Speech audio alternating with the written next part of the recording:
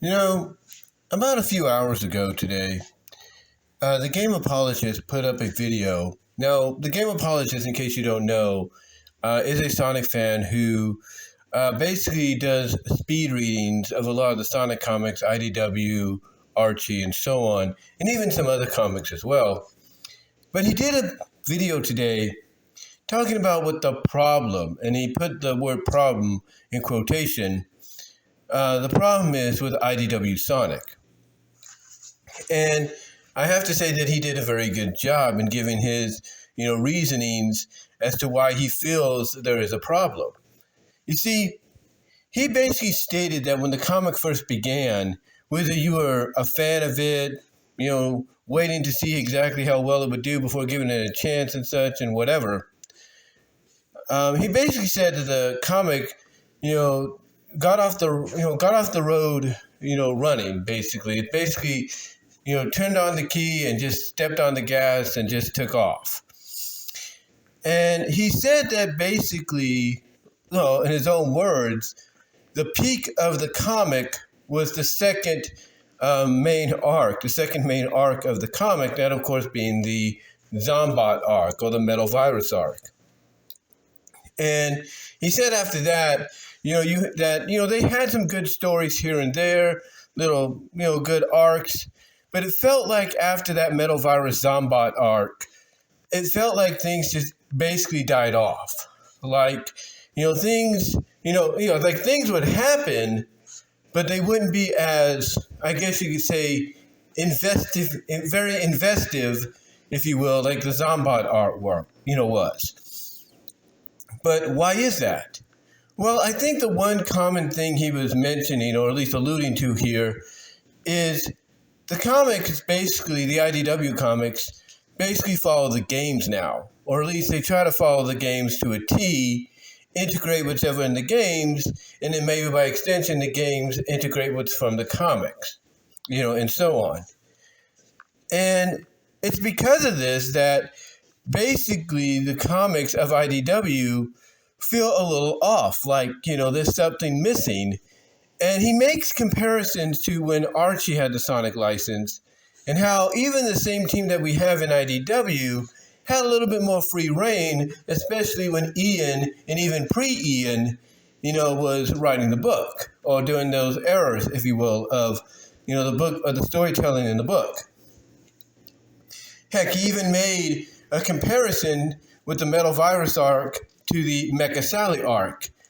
And he made this comparison of there are similarities in, certain situations, but what made the Mecha Sally arc what it was, no matter how you felt about it, and a lot of us pretty much didn't really like it, but we will agree, and he kind of, makes sense of this, kind of made sense of this in the video, I should say.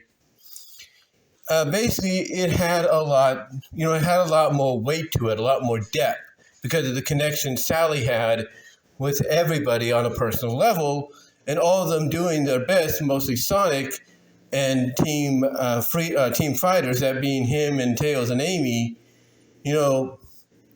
basically doing what they can to rescue her and restore her and do what's needed, He basically said that, that had more of an impact for as long as it went than what the Zombot Metal Virus arc had.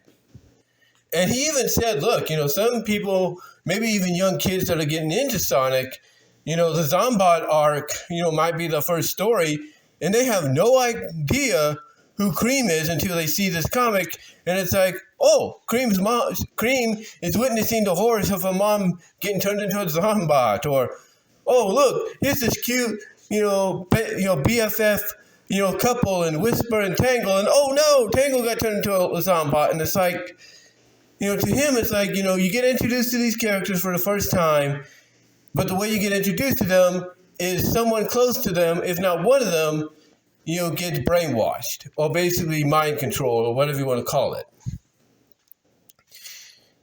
And, that is a good comparison to make between the two stories and everything, because the Archie book, we all know, has a lot more lore, has a lot more history behind it, to where if you read the Mecha Sally arc, and that's like one of your first arcs from while reading Archie Sonic, you can go back, even if you're a new reader, and find out exactly why, this has gotten a lot of people talking in a mixed way and in a very negative way, a critical way.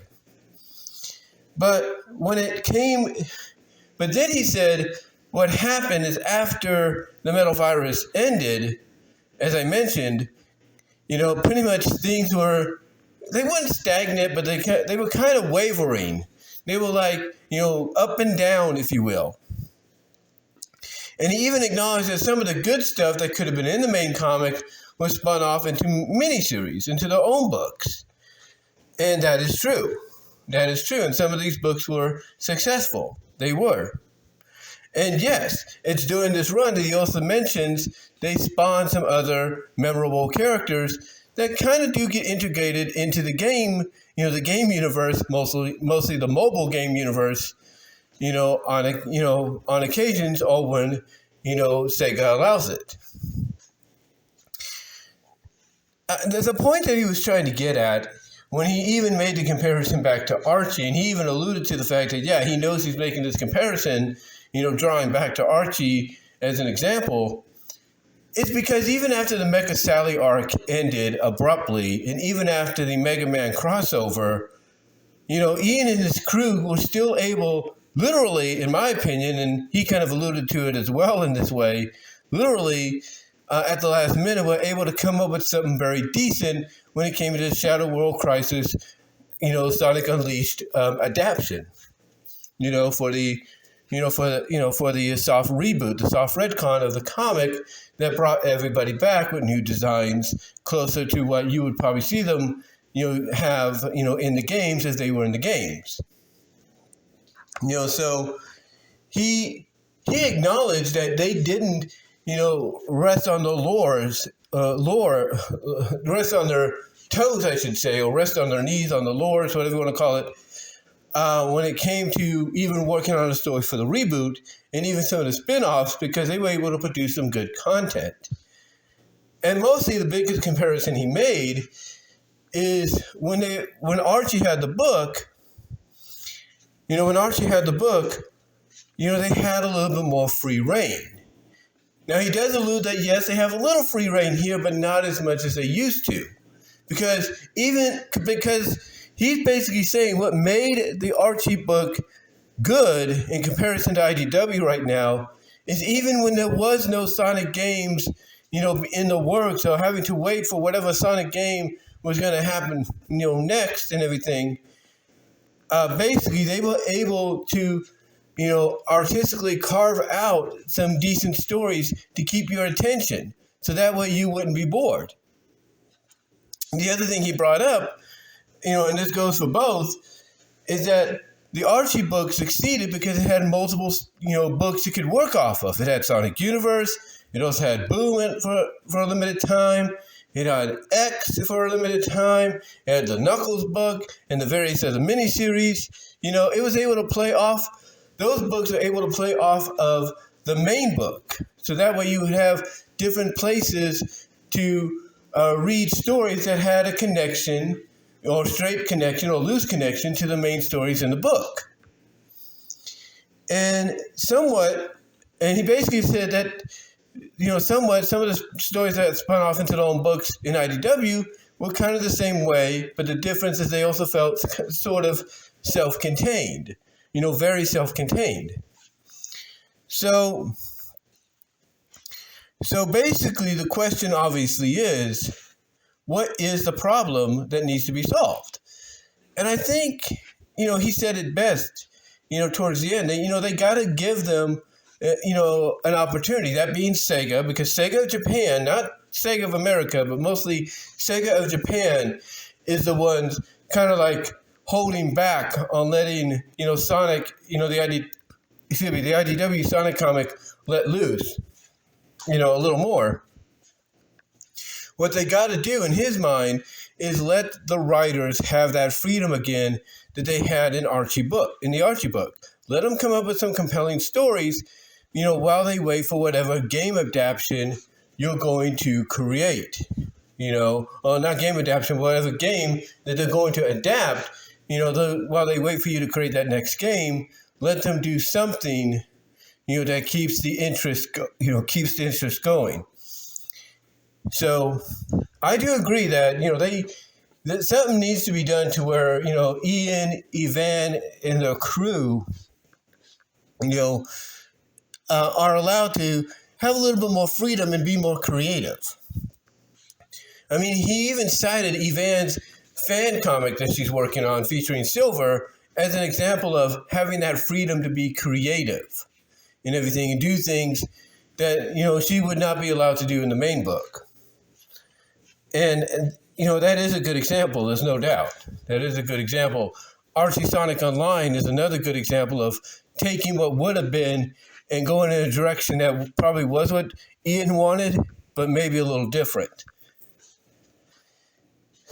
The point is, though, yes, there is a very notable problem that they need to address, and that problem is to try to convince SOJ to give them a little bit more leeway to, get creative in stories. The other problem that needs to be addressed is to stop putting the main book on hiatus, especially if you're going to do that, to give more, I guess you could say, time, more air, more leeway, more clearance, if you will, for a spin-off book that takes place in the classic universe featuring a character like Fang, a.k.a. Knack the Weasel.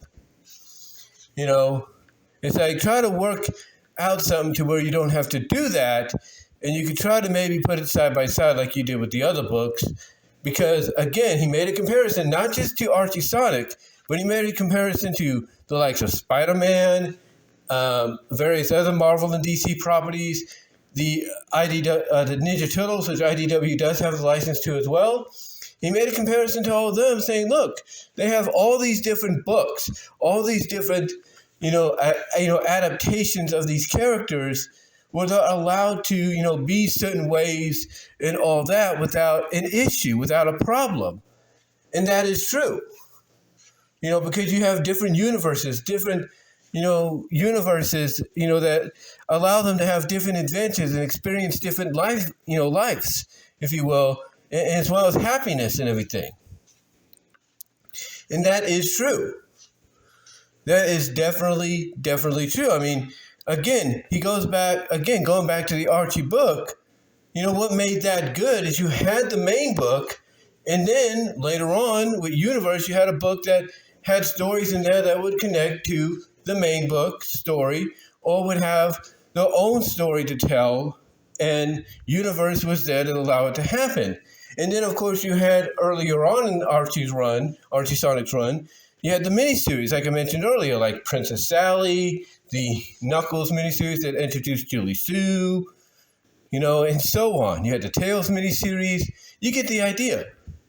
They had all of these separate books that allowed them to expand more on the world and and help the characters develop into who they are, or who they were in the comic.